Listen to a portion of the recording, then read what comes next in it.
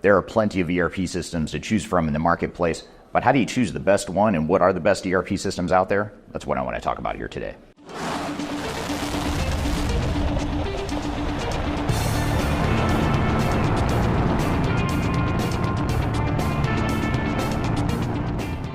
My name is Eric Kimberling. I'm the CEO of Third Stage Consulting. We're an independent consulting firm that helps clients throughout the world reach the third stage of digital transformation success.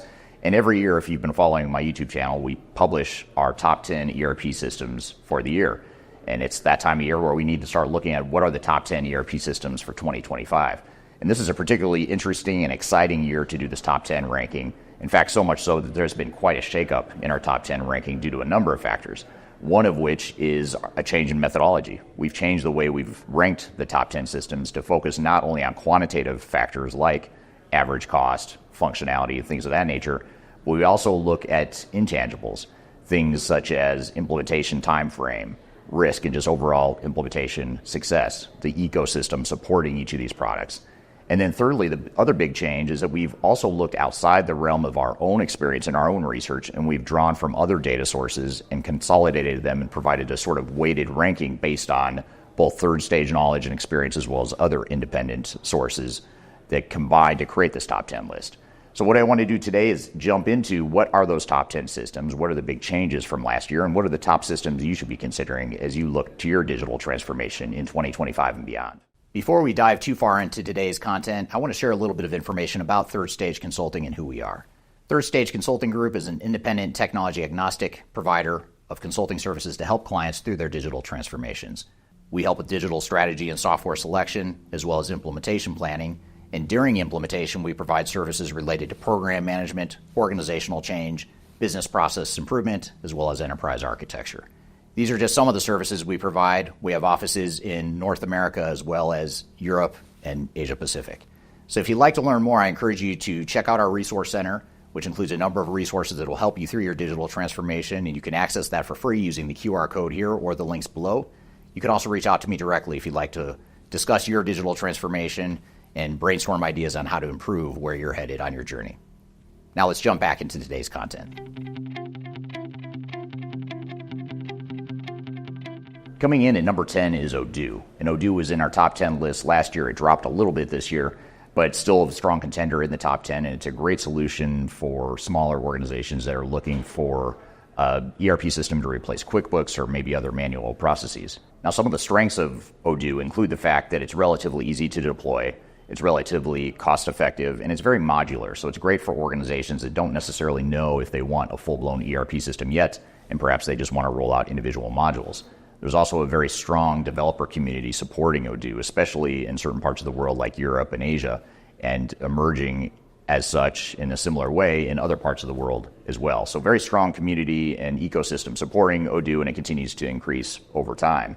Now, the downsides of Odoo include the fact that it is sometimes lacking scalability for larger organizations or upper mid-market organizations. They may find that Odoo just doesn't have quite the breadth of capability that some of the other larger systems in our top 10 list might have. And the other factor to consider is the fact that the configuration can take a while to set up. So for organizations that are looking to the open source model as a strength, they may also find that the weakness is now there's a lot of configuration work that needs to be done to get the system to work. But having said all that, Odoo is a strong product. It's got a passionate user community, a passionate ecosystem behind it. It's a good product. It continues to evolve over time. And that's why it comes in at number 10 on our list.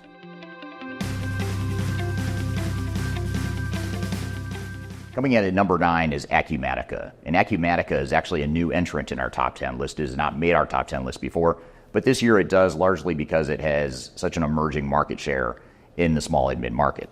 Much like Odoo and NetSuite and some of the other products that are focused on small and mid-market companies, Acumatica provides capabilities that can be very flexible and right-sized to fit a small and mid-sized organization. Some of the strengths of Acumatica include the fact that it's a cloud-native solution. So while a lot of its counterparts are still trying to move from on-premise systems to the cloud, Acumatica was built in the cloud, so it's got a little bit more maturity as it relates to cloud technology.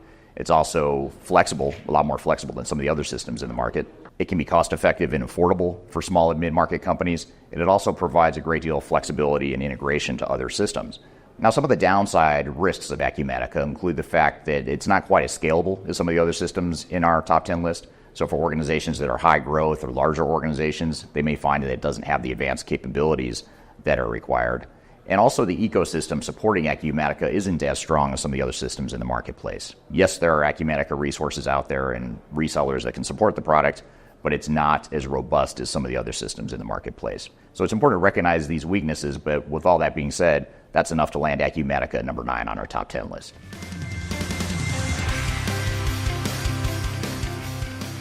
Coming in at number 8 is IFS. And IFS is an interesting solution because it's a larger scale ERP system that is not trying to be everything to everyone. So it has a lot of breadth of capability and a lot of depth within certain areas, but it's not a great fit for every industry and every organization out there. For example, IFS is very strong in asset-intensive types of organizations. So companies that have assets that need maintenance, repair, and that sort of thing, or you're trying to manage projects related to capital investments, those are some of the strengths that IFS focuses on. So that's why we see IFS so commonly used in companies like aerospace and defense organizations, energy and utilities, and even construction. Those asset-intensive organizations that really require different capabilities than what a more vanilla ERP system might provide. The product also has a relatively strong interface and an intuitive user interface, so it's a little bit easier to use and feels a little bit more modern than some of the other systems in our top 10 list. And it also has flexible deployment options. So IFS is one of the few companies that allow you to choose whether you want to deploy technology in the cloud or whether you want to use on-premise or whether you want to do some sort of hybrid. So it can be a great solution for organizations that sort of fit the profile, but it's not going to be a system that's going to work for every organization out there. But having said that, that's enough to land IFS at number 8 on our list.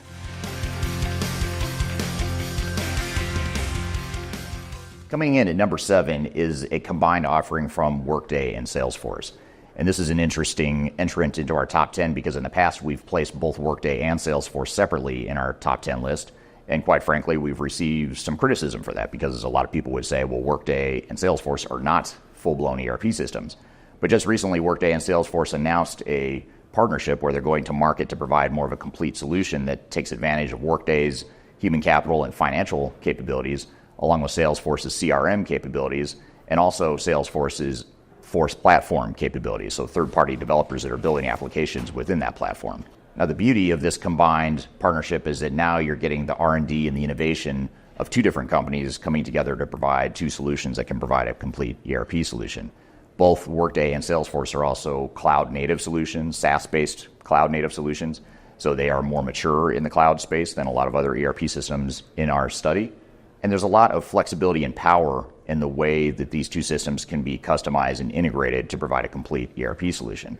Now, the downside of these two solutions is that you're dealing with multiple solutions. So that sort of defeats the purpose of why organizations oftentimes look to ERP systems, is because they want one core ERP system that can do everything they need it to do. Here, we're talking about multiple systems, at the very least Salesforce and Workday, and maybe even other third-party apps built on the Force platform if that's something that your organization might need. So that complexity can be difficult. It can add complexity in terms of integration and testing and overall cost and risk. So those are some downsides that need to be considered. But with that all being said, this is enough to land Salesforce and Workday at number 7 on our list.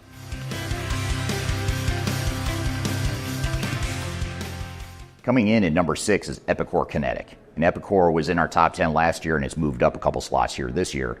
And the reason Epicor Kinetic is at number 6 and moving up is because it is so strong in the manufacturing and distribution space. So if you're in a manufacturing and distribution related organization, you might find that Epicor is particularly strong, especially if you're a mid-market organization and especially if you're looking for flexible deployment options using either cloud, on-premise, or a combination of both.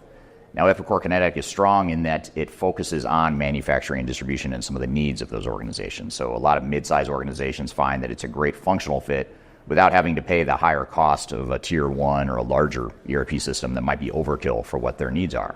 And when we compare Epicor to other software providers in the marketplace, we find that they're investing particularly heavy in user interface, and it has a modern day look and feel of a modern ERP system. And those are some of the strengths of the solution. And then another intangible factor that we look at is the fact that they've got a very strong leadership that's really sort of turned the ship of Epicor and really helped put them on a stronger trajectory longer term. Now, some of the downsides of Epicor Kinetic include a few things. One is that if you're a large organization, you might find that there's not enough breadth of capability. Even if you're a manufacturer, you might find that you need a bigger system that can do more things. But if you're a mid-market organization, that might be enough. If you're a smaller manufacturer or distribution company, you might actually find that Epicor is a bit expensive or a bit complex for your needs. So that's where you might look to other solutions that are even smaller than Epicor, but Epicor does fit nicely right there in the mid-market. And then another downside to consider is that compared to other systems in our top 10, Epicor does not have as strong of an ecosystem. It's a developing ecosystem and it's getting better. The new leadership team has invested more in its ecosystem and its network of partners, but it's still something that hasn't quite reached the levels of other systems in our top 10 list. But having said all this, that's enough to land Epicor at number 6 on our list.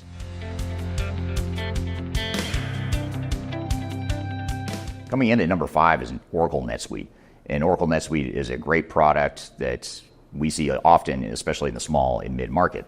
Now, one thing to note with our new methodology is that NetSuite didn't rank as high this year, not because the product has become more inferior or because it's not as good of a product, but because the way we changed our methodology to focus on some of the multiple data sources and the breadth of capabilities and the weighting we put on breadth of capabilities tended to favor some of the larger software providers out there. But having said that, there's a number of strengths that keep NetSuite in the top 5. And for a smaller mid-market organization, you might actually rank NetSuite much higher than I've rated them here in this top 10. For example, NetSuite is a native SaaS cloud solution. In fact, it really pioneered the cloud ERP solution as we know it today. They're light years ahead of most of their competition in terms of building capabilities in the cloud. And they're investing very heavily in AI and analytics and some of these other emerging technologies that are so important. So they're making really modern technologies available to mass, small, and mid-market organizations. NetSuite is also known for its relative ease of implementation. It's suited for smaller and mid-market companies that don't have huge budgets or huge amounts of time to implement their solutions. But having said that, there's a couple of downside risks as well. Getting back to the ease of implementation, oftentimes small and mid-market companies have unrealistic expectations and expect the implementation to be a lot easier than it is. And we see a lot of organizations struggle with NetSuite's implementation methodology, which is called Suite Success, and it sort of creates these false expectations that the product can be implemented at a breakneck speed, and it doesn't account for some of the fact that organizations just have trouble adapting to change. It's not so much whether or not NetSuite can be deployed quickly, but whether or not the business can adapt to NetSuite quickly. And that's really where the rub is and where a lot of companies we work with tend to get tripped up. Another downside risk of NetSuite is given that it's a native SaaS solution, that inherently comes with some standardization and some standard business processes, but it also means there's a bit less flexibility than you might have in a fully customizable solution. And then finally, the last thing I'll say about a potential downside of NetSuite is that if you're a larger organization, you're growing quickly, and you're looking to really scale and diversify your business, NetSuite may not be the best solution simply because it doesn't have quite the breadth of capabilities and it's harder to change the technology in some ways when you compare it to other systems in the marketplace. But having said all that, that's enough to land NetSuite at number 5 on our list.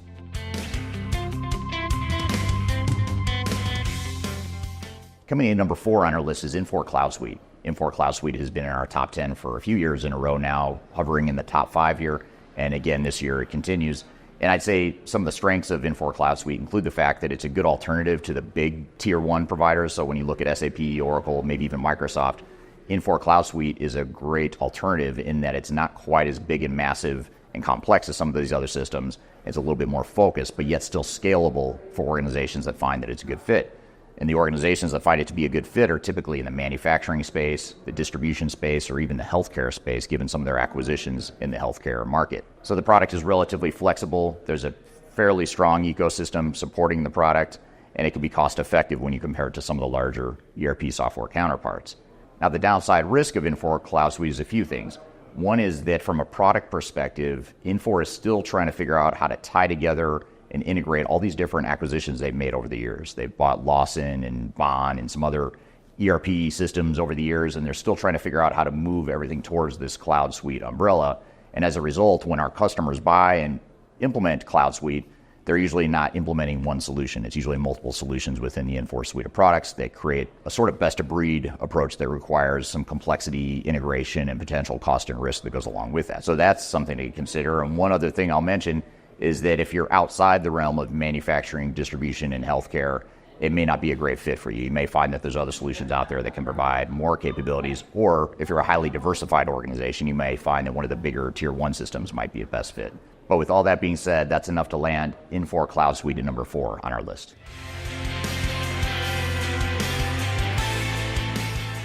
Coming in at number 3 is SAP S/4HANA. It's the system in the marketplace that has the largest market share, and especially amongst large Fortune 500, Fortune 1000 global organizations, S4HANA is very common. Now, some of the strengths of the product include its massive breadth and functionality. There's just a lot of things the system can do. It's great for large multinational organizations with diverse needs that want to have a fully integrated solution to provide that global visibility into the business operations. It's got a strong ecosystem behind it, a lot of different partners and system integrators out there that support SAP, a lot of resources available to support SAP. And SAP just provides a complete solution that caters to a number of different industries. Now, the downside risk of S4HANA are a few things. One is that oftentimes SAP is trying to be everything to everyone, and in its quest to do so, there's not a perfect fit within any one industry. Certainly they're stronger in some industries, but there's some industries where S4HANA is overkill or it doesn't quite meet the needs of that specific industry or that type of organization. S4HANA implementations are complex, they're risky, they're costly. Even for legacy SAP customers that are using ECC, they find that it's a big jump to S4HANA, and there's a lot of complexities that go along with that, given that it's a new architecture, a new platform, and a completely new system built for the cloud. And when we look at implementations, implementation challenges are one thing holding back S4HANA in our top 10 list. There's a lot of challenges out there, a lot of struggling and troubled S4HANA implementations that we're seeing in the market. So that's something that holds it back. And then finally, the last thing I'll say is that when you look at the user interface of SAP, it's not quite as modern and clean, and it's not quite as user-friendly as some of the other systems in the marketplace. But having said all that, that's enough to land S4HANA at number 3 on our list.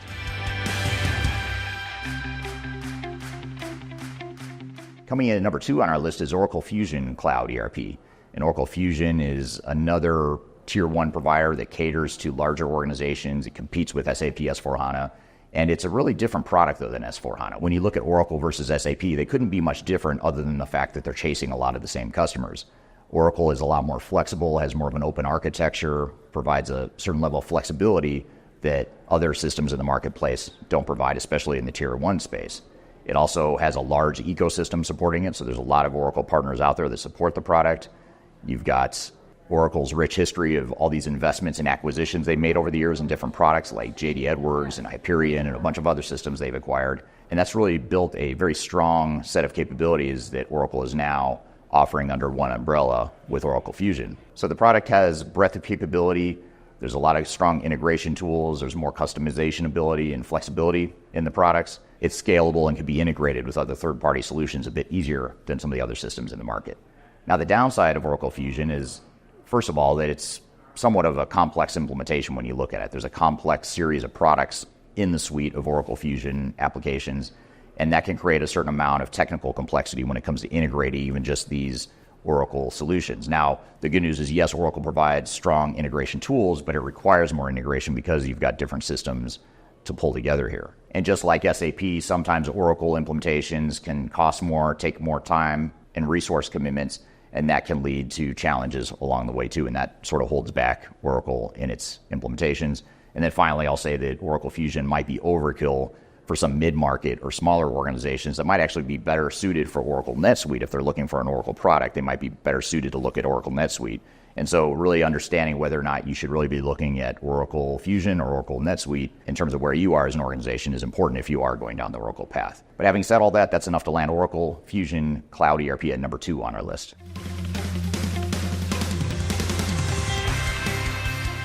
Now, coming in at number 1 is Microsoft Dynamics 365. Again, it's a repeat from last year. It was number 1 last year. And the reason that D365 fares so well on our list again is because it sort of falls right in the middle of being a big enough solution to provide Tier 1 capabilities, but it has that smaller, flexible feel of a smaller system. And that really helps it cater to not only the small and mid-market, but especially the larger market. Now, to be clear, when I'm talking about Microsoft D365 at number 1, we're talking about F&O, the finance and operations version of D365. Business Central is for smaller organizations. That is not in our top 10 list, but F&O is the one that we're referring here today. Now, D365 is a bit more flexible than other systems in the marketplace. It has that Microsoft look and feel, the integration with Copilot and SharePoint and some of the other Microsoft tools that are out there. That provides a certain amount of comfort and user adoption comfort that other systems may not have.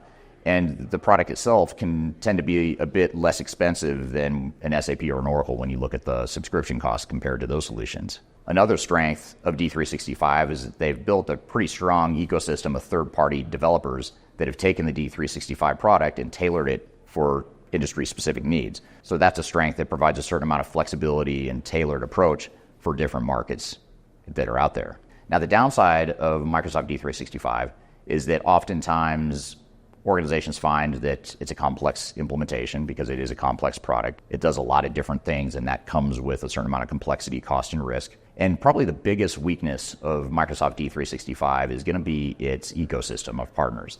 Microsoft doesn't tend to control or have much say or influence over its ecosystem when you compare it to other vendors in the market. And that creates a high degree of variability and winners and losers, if you will, of Microsoft partners. So you've got some really good ones out there, but you've got some other ones out there that you wonder why are they partners of Microsoft.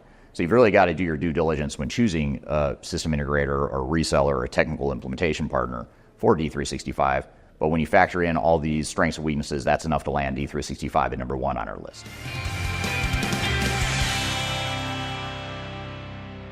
Now, in addition to this top 10 list, it's worth calling out 3 honorable mentions. These are 3 systems that you can make a strong argument for being in the top 10 list and maybe replacing 3 that we have in the list. One of those is Sage X3. Sage X3 has not yet made our top 10 list, but it's always been right on the cusp and right on the border. And Sage X3 is great for small and mid-market organizations that are looking for an alternative to some of the bigger solutions. And it's also good for organizations that are looking for an alternative to, say, a NetSuite or an Acumatica, which were on our top 10 list. Sage X3 might be a good alternative if you're a smaller mid-market company and you're looking for another option to look at. Another honorable mention goes to Microsoft D365 Business Central. Now, we know that D365 F&O was number 1 on our list, but Business Central is a different product that did not make our top 10 list, but you can make a strong argument that it should. And the reason for that is because it's a cloud-based solution that Microsoft has owned for a long time now. It competes fairly well with NetSuite, and it's a great alternative for small and mid-market companies that are looking for an ERP system that's right-sized for their organization. And finally, the third honorable mention goes to Aptean. And Aptean is probably the one vendor in all these discussions we've had here today that people have not heard of. A lot of people have not heard of Aptean. That's because it owns a number of different products that are focused primarily on manufacturing and distribution and a lot within food and beverage in particular. And so I would consider Aptean sort of a sleeper or a hidden gem within the ERP space, and that's something you may want to look at if you're in the manufacturing and distribution space especially. So these are 3 honorable mentions you may want to consider. The top 10 list you may want to consider, but again, take it all with a grain of salt because these are general criteria that we look at across the globe and across different industries. When you look at your specific needs, you may come up with a completely different top 10 list, as you should. In fact, when we're helping clients through their software selections, we often find that their top 3 or their top 4 shortlist looks entirely different than what we just talked about in our top 10 list here. Now, if you'd like to learn more about these top 10 systems, I encourage you to download our 2025 Digital Transformation Report. It's a report that we publish each year, and we've just updated for 2025. It includes a more detailed analysis of these top 10 systems, as well as other best practices and tips to make your digital transformation more successful. You can find that report by scanning the QR code here, or you can go to the links below. And in the meantime, I'd love to hear your comments. What systems did we miss? What would you change or add to the list or take out of the list? I'd love to hear your feedback in the comments below. So I hope you found this information useful, and I hope you have a great day.